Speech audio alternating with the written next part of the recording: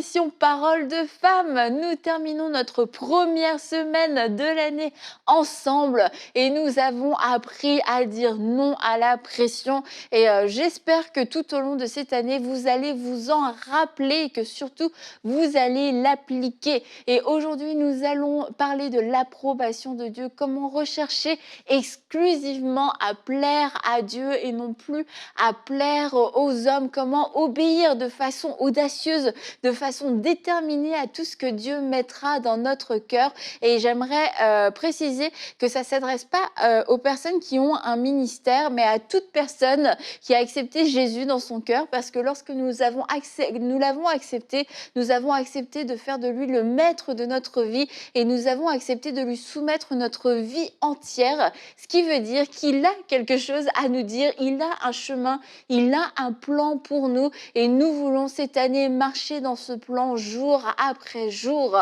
Alors c'est fini de vouloir plaire aux gens. En tout cas, attendez, là je me sens trop extrême, vous voyez. J'ai le besoin là, de... Annabelle, t'es allée un peu trop loin quand même. C'est que c'est le genre d'émission, je préviens tout de suite, si on a un cœur rebelle, comme l'a dit Aurélie, c'est elle qui l'a dit, je ne fais que citer, de faire que ce qu'on veut, d'en faire juste à sa tête et de foncer, je m'en fiche de ce que tout le monde pense. Et en 2021, vous avez pris des décisions, les gens n'étaient pas d'accord avec vous, vous vous êtes froissé un petit peu avec tout le monde, vous avez dit moi je m'en fiche, j'y vais, peu importe ce que disent les gens. Sûrement que vous allez prendre cette émission comme étant une approbation, vous dire oui, c'est exactement ça.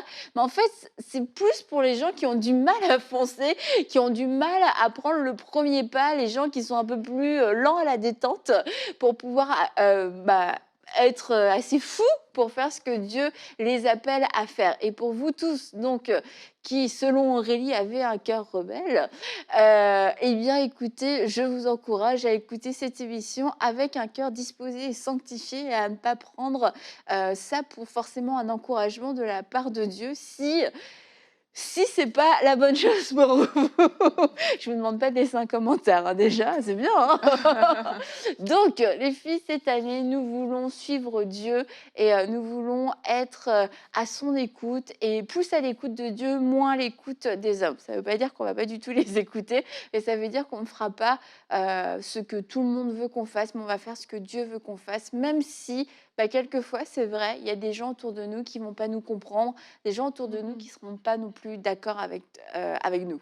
Ouais. Plus à l'écoute de Dieu qu'à l'écoute des hommes, absolument, parce que justement, on parle de dire non à la pression, et justement, quand on est constamment à l'écoute des gens, constamment à la recherche de l'approbation des gens, ben en fait, nous aussi, on est des gens, on n'a pas toujours la bonne idée, on n'est pas toujours constant dans nos demandes. Dieu, il est lui, celui qui est constant, celui en qui il n'y a ni changement, ni ombre de variation. Mais quand on veut faire plaisir aux gens et qu'on veut absolument chercher l'approbation des gens, c'est là qu'on est en yo-yo. Aujourd'hui, les gens nous demandent ça, après, demain, ils nous demandent ça, et ça n'en finit plus. Plus que tu en donnes, plus qu'on t'en demande, etc.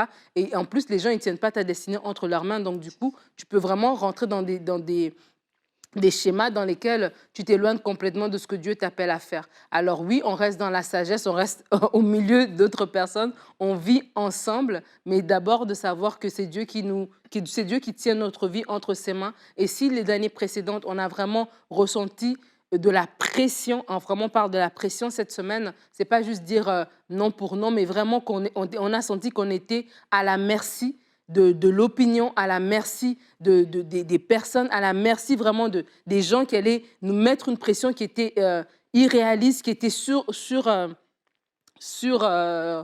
oublié le mot. Trop haute. Voilà, voilà. On a du vocabulaire ici. Si on se sent vraiment que voilà, c'est vraiment, il y a des personnes pour qui c'est vraiment c'est une oppression, que ce soit dans la famille ou au niveau du travail ou quoi que ce soit. C'est l'année aussi de remettre les choses un peu dans le bon ordre et de dire non à la pression des personnes en fait. Et je voulais renchérir sur ce que tu disais, Annabelle, parce que la Bible nous dit que les projets échouent faute de conseillers. Donc ça veut dire qu'on ne peut pas juste vivre notre vie comme ça tout seul et faire tout ce qu'on veut. On a besoin des personnes dans notre entourage qui vont vraiment nous conseiller et nous donner aussi une orientation par rapport à nos projets. Maintenant, ça ne veut pas dire qu'on est sous le joug de ces personnes-là. Et on voit quelqu'un comme Paul dans la Bible qui a dit dans Galates 1 au verset 10, « Si je plaisais encore aux hommes, je ne serais pas serviteur de Christ. » En fait, lui, sa vie était tellement orientée vers le désir de plaire à Dieu que tout ce que les hommes pouvaient penser, il n'avait pas peur de faire des compliments ou de ne pas en avoir, en fait. Parce que lui, il était orienté vers Dieu. Mais quand on est sous le joug des hommes, c'est qu'est-ce que cette personne pense. Si la personne me fait une critique, ben là, c'est comme si ça remettait en fait tout en question parce que ton œil est trop ouvert sur ce que l'autre a à dire. Mais quand tu es orienté vers la volonté de Dieu et que c'est l'approbation de Dieu qui compte, tes yeux sont ouverts vraiment sur cette volonté-là et peut-être à côté, quelqu'un ne te comprendra pas. Tu vas peut-être remercier la personne parce qu'au fond, certaines personnes pensent donner des bons conseils. Hein. Quand ils te conseillent une chose contraire à la volonté de Dieu, il y a des gens vraiment, ils te donnent même des conseils logiques, des choses qui semblent cohérentes. Mais toi, tu sais au fond de ton cœur que là, quand je vois comment le Saint-Esprit me conduit dans cette direction-là, ce n'est pas une attitude de rébellion, ce n'est pas parce que je n'ai pas assez réfléchi et tout, mais là, tu pourras en fait dire, OK, peut-être vous ne me comprenez pas aujourd'hui, mais je crois que c'est la bonne chose à faire. Et là, ce n'est pas l'œil de cette personne-là qui est le plus important pour toi, mais c'est vraiment la direction que Dieu t'a donnée et il faut s'affranchir de ces choses. Si on ne peut pas, faire un reproche ou bien prendre un compliment parce qu'on a trop l'attention sur la personne au détriment de ce que Dieu a dit, ben là, il y a quand même quelque chose qui cloche. Et Paul, dans le même passage que tu citais, dit « Est-ce la faveur des hommes ou de Dieu que je recherche ?» Et c'est sûr qu'on doit faire un choix. On peut pas toujours plaire à Dieu et aux hommes. Quelquefois, nos choix, les choix qui plaisent à Dieu vont plaire aux hommes, mais quelquefois pas. Et c'est de se dire, dans ces cas-là, qui va avoir le mot final? Et souvent, c'est pas une multitude de personnes, en fait. Ça va être des personnes clés dans notre entourage, quelquefois des personnes qu'on considère beaucoup, ou qui ont un impact, une influence, et ça peut être des parents, ça peut être un mentor, ça peut être un ami, et du coup, la déception ou le désaccord que ça peut provoquer avec cette personne est tellement réel et tellement proche de nous que c'est plus grand que ce que ça pourrait créer avec Dieu. On se dit, bon, Seigneur, tu comprends, il n'est pas d'accord avec moi, et ça nous semble insurmontable. Et c'est là où on veut vous encourager aujourd'hui à pouvoir faire ce choix, quoi que Dieu vous demande, même si ça semble pas logique aux yeux des hommes, même si ça semble pas sage. Et quand on dit vraiment si Dieu vous a parlé, c'est pas votre projet de votre propre gré sur un coup de tête, etc. Vous avez consulté personne, vous en fichez tout le temps de la vie de tout le monde en règle générale. Mais là, vous sentez, vous savez que c'est le temps de Dieu et ça fait déjà un moment en fait que vous reculez. Et si vous êtes sincère avec vous-même, ce qui vous fait hésiter, c'est la désapprobation de votre entourage. La désapprobation quelquefois d'une seule personne dont vous savez que vous n'aurez pas l'accord et ça vous bloque. Et aujourd'hui, on vous dit... On vous encourage dans le Seigneur à accomplir ce que Dieu a mis dans votre cœur, à chercher avant tout à plaire à Dieu. Et puis, pour ce que ça vaut, c'est que comme l'a dit Aurélie, il y a quelquefois ces personnes qui n'étaient pas d'accord dans un premier temps, au bout de quelques temps, peuvent finalement revenir aussi et puis dire écoute, je m'étais trompée ou je vois le fruit dans ta vie. Les gens ne sont pas obligés d'être d'accord avec nous. Ce n'est pas en gros notre problème. Nous, notre problème, c'est de se dire est-ce que je fais ce que Dieu m'appelle à faire. Et on a reçu une question, que faire alors que je me sens incomprise dans mon désir de servir Dieu, se demande Charline de la Côte d'Ivoire. Et Nadine, c'est à toi que nous posons cette question. Parfait. Que faire, Nadine? Que faire? Que faire? Mais déjà, vous avez pas mal répondu. Que faire? Mais que faire? Explique-nous. Que faire? On est vendredi, hein, on est encore en mode vacances, je vois. Revenez sur terre, les filles. On revient sur terre. Écoutez, vous avez pas mal répondu à la question, mais c'est une bonne question que Charline de Côte d'Ivoire vient de poser. Et elle parle un peu que faire alors. Et déjà, c'est de comprendre que, alors qu'on parle de servir Dieu, parce que dans ce cas-ci, vous parlez de servir Dieu, c'est important de comprendre que c'est Dieu qui vous a appelé. Je crois que lorsque on veut servir le Seigneur, on a évidemment des gens qui nous ont précédés. On a un pasteur, pas peut-être, on a un pasteur, on a en tout cas une église locale, on a un groupe des frères et des sœurs avec qui on a grandi, etc., qu'on a grandi dans le Seigneur, je veux dire, et qui nous ont peut-être même inspirés et avec qui on a pu se développer. Et là, maintenant, l'appel est né dans notre cœur et on sent qu'on doit aller plus loin. Peut-être c'est un appel pour évangéliser, peut-être c'est un appel pour enseigner, peut-être c'est, voilà, il y a une multitude, peut-être c'est un appel en mission, peut-être, que vous sentez appelé à la mission, peu importe. Et là, comme ça, il y a des personnes qui sont là, qui n'approuvent pas immédiatement ce que vous voulez faire. Alors, que faire? C'est d'abord important de comprendre que le cœur de l'homme ne connaît pas tout, et des fois même le cœur de l'homme est mauvais, la Bible nous le dit. Et ça veut dire que dans le cœur de l'homme, il y a beaucoup de pensées. Et ce n'est pas toutes les pensées qui sont dans le cœur de l'homme qui sont des pensées qui viennent de Dieu. Donc ça veut dire les pensées que ces gens ont envers vous, ce n'est pas la parole finale du Seigneur. C'est leur pensée, c'est leur opinion. Et c'est important aussi de remettre les choses à leur place et de se dire ces personnes sont aussi des humains. La deuxième chose à comprendre, c'est que lorsque vous voulez vous lancer dans le ministère, et je vous encourage, parce que c'est une bonne chose que de travailler dans le champ du Seigneur. Ça, c'est un travail qui a une valeur éternelle. Les maisons, les voitures, les voyages, tout ça, ça va passer, mais dans l'éternité, le Seigneur va nous rencontrer et il va nous récompenser aussi selon les œuvres qu'on aurait faites. Et si il nous a appelés à le servir spécifiquement dans le ministère, hein, parce que ce n'est pas tout le monde peut-être qui est appelé à aller en mission, mais si le Seigneur vous a appelé à le faire, c'est parce qu'il y a des âmes derrière qui vont être sauvées, qui vont être touchées à travers ce que vous allez faire. Donc, valoriser cet appel, valoriser ce ministère, c'est une bonne chose. Et lorsqu'on réalise cela, on comprend qu'à ce moment-là, l'ennemi aussi est en train de travailler pour nous décourager. Et qu'est-ce que l'ennemi va faire justement? Il peut inspirer, parce que la Bible a dit que Satan est entré dans le cœur de Judas. Donc l'ennemi peut inspirer des personnes pour nous fermer la porte, pour nous envoyer une parole de découragement, peut-être même passer à travers quelqu'un, dire une parole qui va nous casser. Alors c'est important de comprendre que l'ennemi aussi travaille pour nous empêcher de rentrer dans ce ministère auquel Dieu nous appelle. Donc, que les gens résistent, c'est tout à fait normal. On l'a vu quand Pierre s'est levé avec les autres, ils ont voulu parler du Seigneur, on les a fouettés, hein.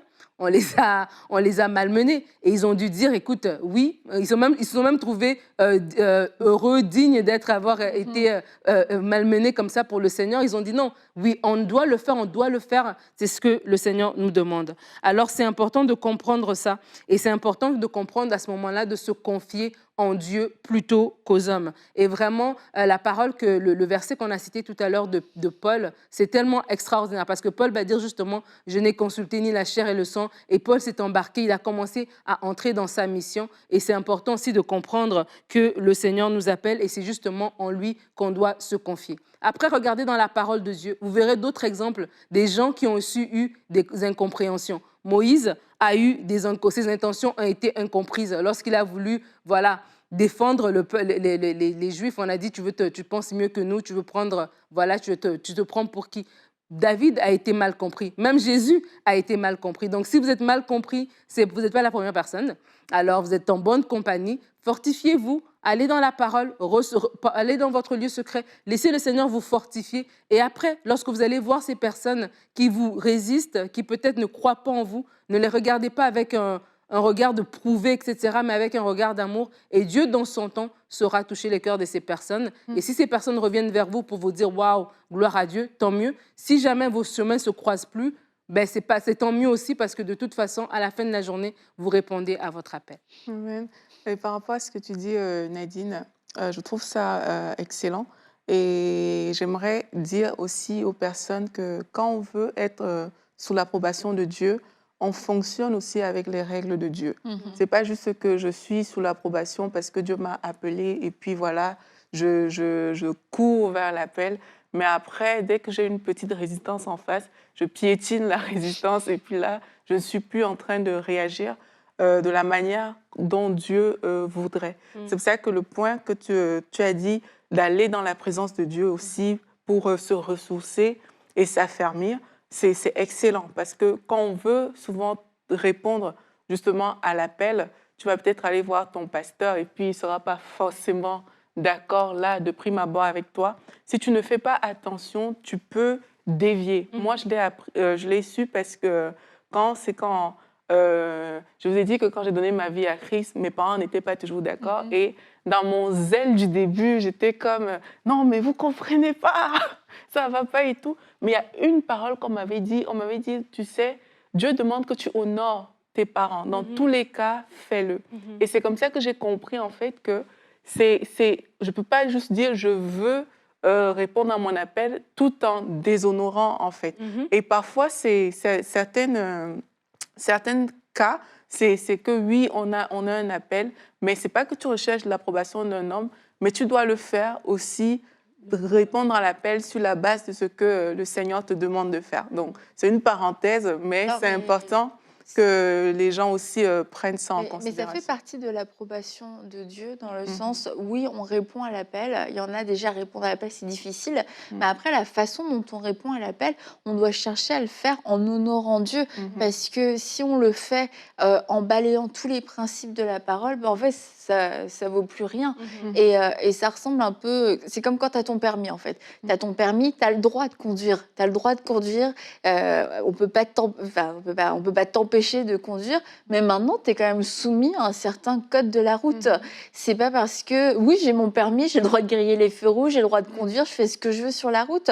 Oui, tu as le droit de conduire, mais il y a un code de la route qui est là pour te protéger et pour protéger les autres aussi. Et c'est là où on doit veiller sur nos propres cœurs, de faire attention que ça ne se transforme pas en zèle amer et que cette recherche de l'approbation de Dieu soit sincère, que ce soit pas pour contourner les principes, pour répondre à mes mauvaises motivations, à des mauvais désirs, des choses qui ne sont pas éprouvées.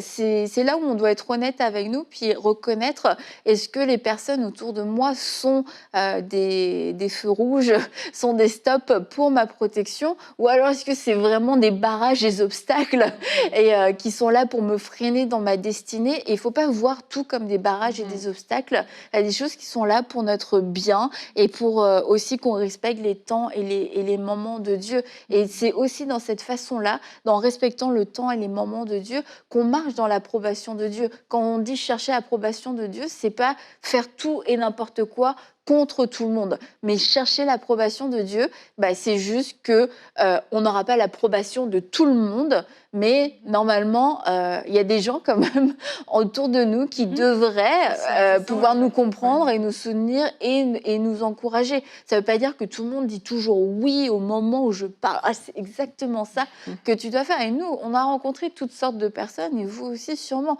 Moi, j'ai rencontré des gens qui avaient un désir de servir le Seigneur dans leur cœur depuis des années. Et vraiment, ils ont rencontré des barrages et des obstacles, des organisations humaines qui les ont bloqués, qui ont refusé leur appel, quelquefois parce que c'était des femmes, et c'est une vraie souffrance.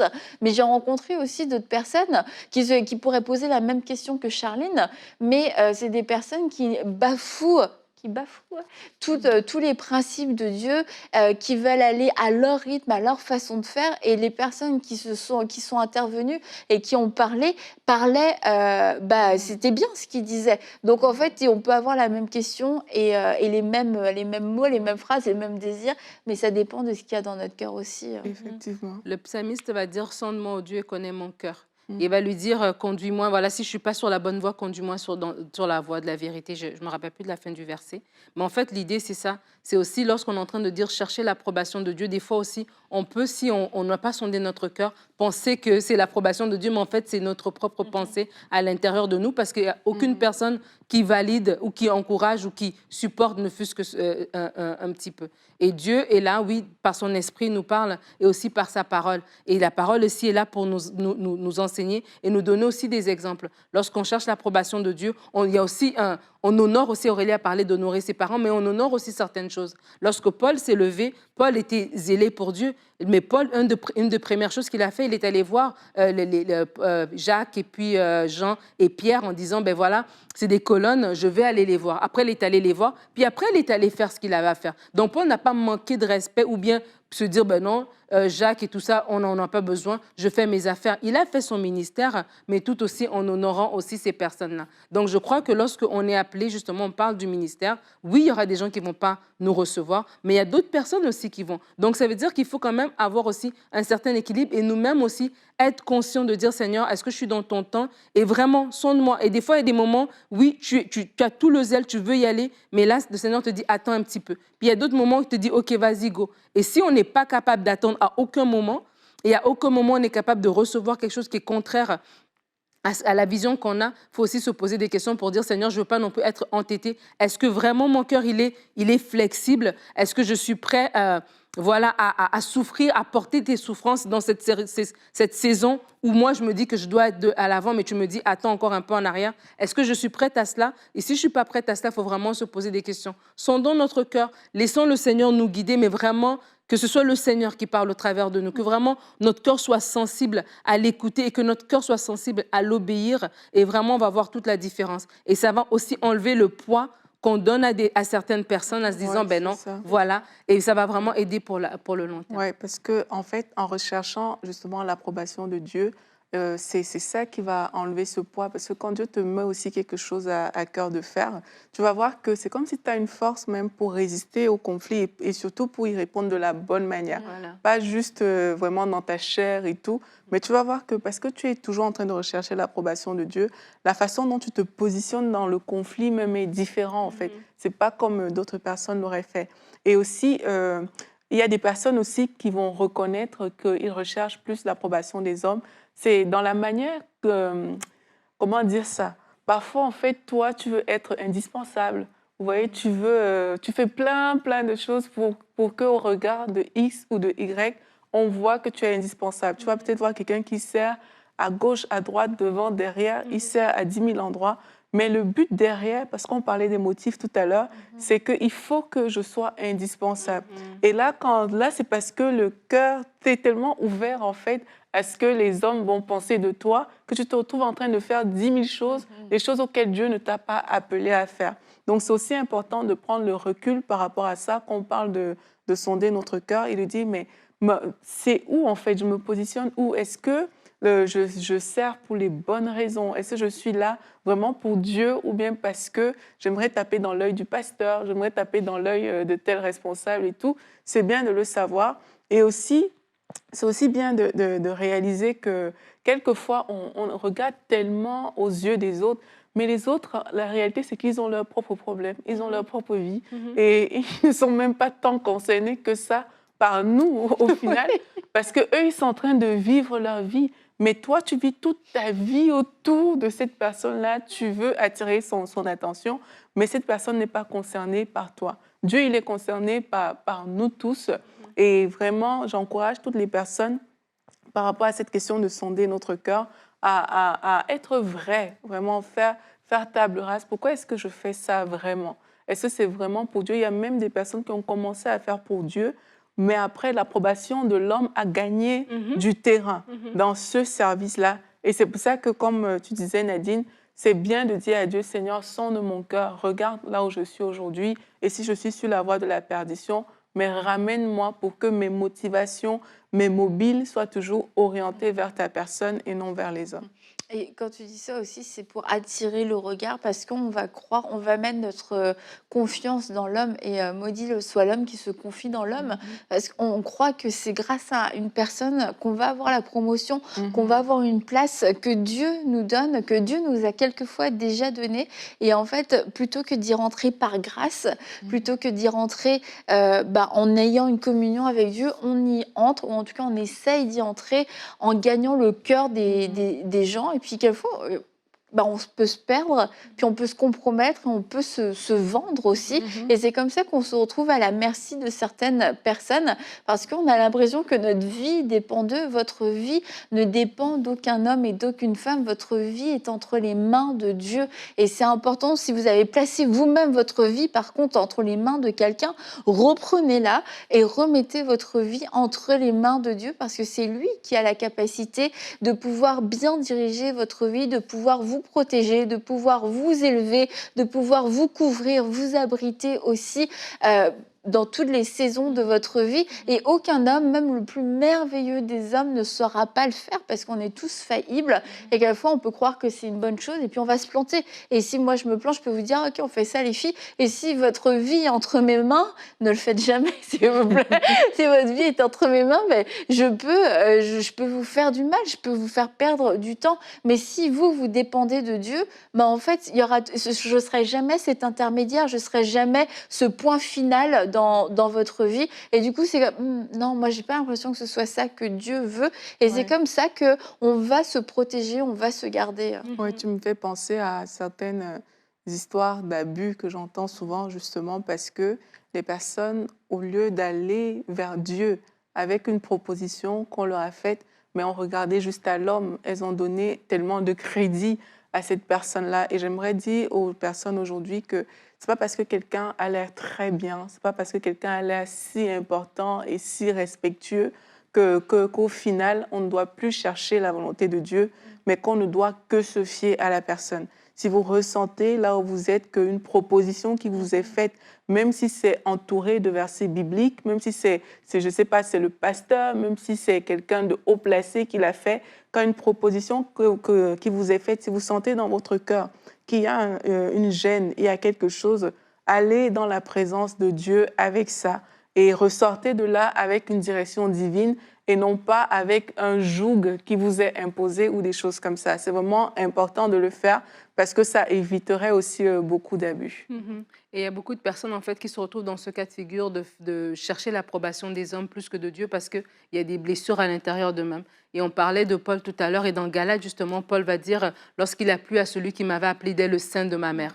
Et c'est comme si Paul avait cette révélation que en fait depuis le début du début, Dieu était celui qui l'avait appelé, Dieu était celui qui était avec lui. Et il y a beaucoup de personnes, en fait, c'est là que le bas blesse, c'est là la blessure. C'est que vous pensez que voilà, votre vie commence depuis que vous avez rencontré cette personne haut placée, depuis que vous avez rencontré ce groupe de personnes, depuis que vous avez cette amie qui vous fait peut-être du bien. Et là, c'est comme si elle devient le point de référence. Mais en fait, votre point de référence, c'est pas eux, c'est le Seigneur. C'est le Seigneur qui, depuis le sein de votre maman, vous connaissait. Et c'est important de revenir à lui et de dire, Seigneur, j'ai peut-être des carences affectives, en fait. J'ai des carences d'amour. J'ai l'impression que j'ai besoin de ces personnes parce qu'ils me donnent de l'amour. Ils me donnent de l'amour sur le court terme, en fait. Lorsqu'on m'approuve, lorsqu'on me félicite, ça me fait du bien. Et Seigneur, viens me remplir. Et peut-être vous avez besoin, on parle souvent du baptême du Saint-Esprit, vous avez besoin du baptême de l'amour que le Saint-Esprit va déposer sur vous. Et là, vous allez vous savoir aimer et vous allez savoir que c'est Dieu qui tient vos vies entre ses mains.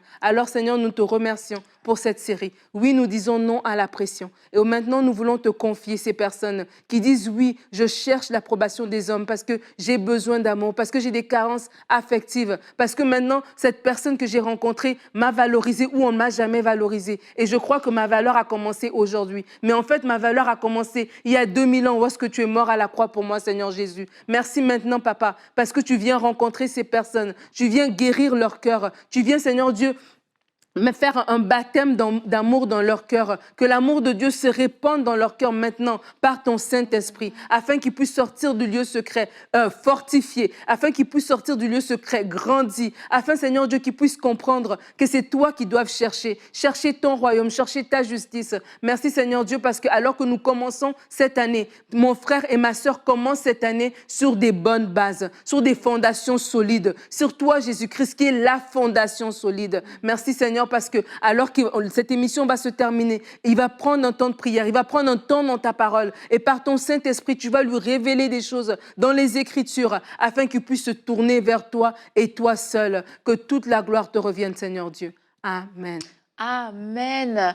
Alors cette année, nous prenons la décision de dire non à la pression et de dire oui à ce que Dieu veut faire à travers nous, ce que Dieu a pour nous et tout ce que Dieu nous demande de faire, il nous donne aussi la grâce de pouvoir le faire. Alors ce sera suffisant, votre vie sera entièrement comblée avec ce que Dieu va vous demander de faire et il y aura une grande joie à faire sa volonté. Et on va se retrouver bientôt pour une prochaine émission de Paroles de Femmes.